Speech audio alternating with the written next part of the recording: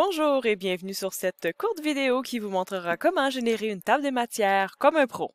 À des fins de démonstration et afin de m'assurer que tout le monde puisse trouver exactement la méthode selon son ordinateur et sa version, j'utiliserai 4 versions différentes de Word. J'utiliserai Word 2016 en français, Word 2019 en anglais cette fois, Office 365 qui est un Word en ligne et finalement Google Docs qui n'est pas vraiment Word mais qui y ressemble beaucoup. Peu importe votre ordinateur et votre version, vous aurez toujours les 3 mêmes étapes faciles à faire. D'abord, vous devrez écrire votre texte au complet. Et oui, la table des matières, même si on la retrouve en début de document, elle est produite à la fin. Étape numéro 2, vous devrez indiquer ce que vous voulez dans la table des matières, ce qui est généralement les titres et les sous-titres de votre texte. Et finalement, générer la table des matières à la bonne place. Tout simplement. Regardons ça de plus près. D'abord, l'étape 1, écrire votre texte au complet. J'élaborerai pas longtemps là-dessus parce que vous avez tous écrire, mais je me permets 2 commentaires. D'abord, n'oubliez pas d'écrire les titres et les sous-titres clairement dans votre texte et n'oubliez pas de faire des paragraphes.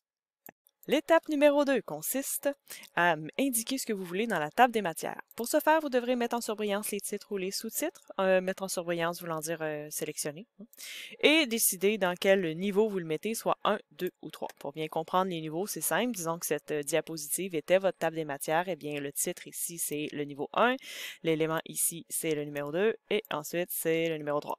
Donc, vous voyez la distance du bord qu'ils ont. Ça indique que le niveau 2, c'est des parties du niveau 1 et que le niveau 3, c'est des parties du niveau 2. Hein? Simple, simple, simple.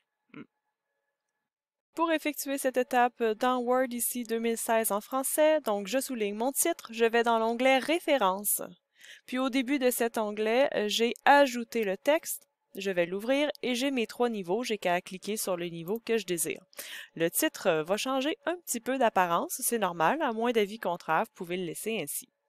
Dans les versions plus récentes et les versions anglophones, c'est pas mal la même chose. Donc, on sélectionne le titre, on va dans Références, puis on a Add Text, ajouter le texte, et on a encore là nos 3 niveaux. Même chose, il va y avoir un petit changement. Dans les versions en ligne, c'est un peu différent. Ici, on est dans Google Docs. Google Docs, c'est pas vraiment Word, donc évidemment, c'est différent. On sélectionne le titre. Ici, il va falloir aller dans Format. Et dans Format, on va choisir Style de paragraphe. Et on va obtenir différents choix. On va voir ici, il y a titre 1, 2, 3 et je propose aussi 4, 5 et 6. Donc, les titres, c'est un peu comme les niveaux. Vous allez simplement choisir le niveau ou le titre appliqué et appliquer le style. Même chose, il va y avoir un petit changement dans son apparence. Dans Office 365, encore là, un peu différent, on sélectionne notre titre et dans l'onglet d'accueil, vous allez avoir style. Si vous ne l'avez pas, c'est pas grave, c'est possible que vous ayez déjà une fenêtre blanche avec des styles inscrits. Vous allez pouvoir choisir les styles. Il est possible que vous ne voyez pas le titre 3.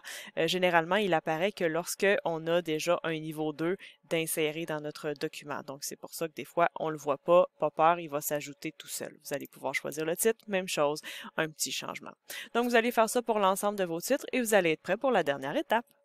La dernière étape est de générer la table des matières à la bonne place. Donc, c'est simple. Vous allez mettre votre curseur à la bonne place et vous allez simplement générer la table des matières.